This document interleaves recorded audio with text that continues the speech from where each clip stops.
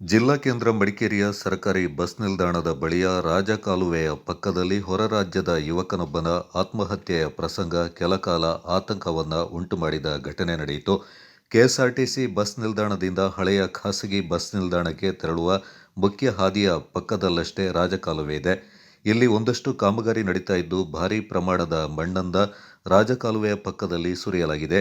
ಸಂಜೆ ವೇಳೆ ಹೊರ ರಾಜ್ಯದ ಯುವಕನೊಬ್ಬ ಏಕಾಏಕಿ ರಾಜಕಾಲುವೆಯ ಪಕ್ಕದ ಇಳಿಜಾರಿನಲ್ಲಿ ನಿಂತು ಕೆಳಕ್ಕೆ ಹಾರಲು ಮುಂದಾದ ಸಂದರ್ಭ ಅಲ್ಲೇ ಸುತ್ತಮುತ್ತಲಲ್ಲಿದ್ದ ಸಾರ್ವಜನಿಕರು ಅಲ್ಲಿ ನೆರೆಯುವ ಮೂಲಕ ಒಟ್ಟು ಘಟನೆ ಒಂದಷ್ಟು ಆತಂಕವನ್ನ ಮೂಡಿಸಿತು.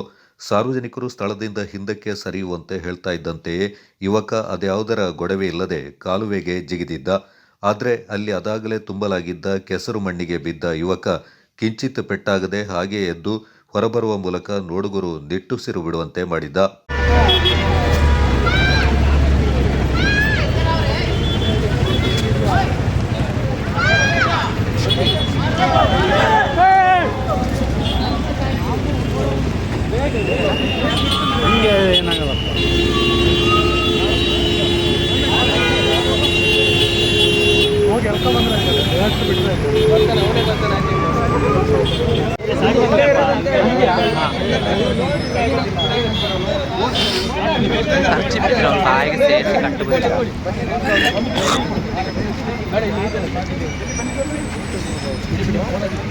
ಇವಾಗ ಎಲ್ಲ ಹೋಗಲ್ಲ.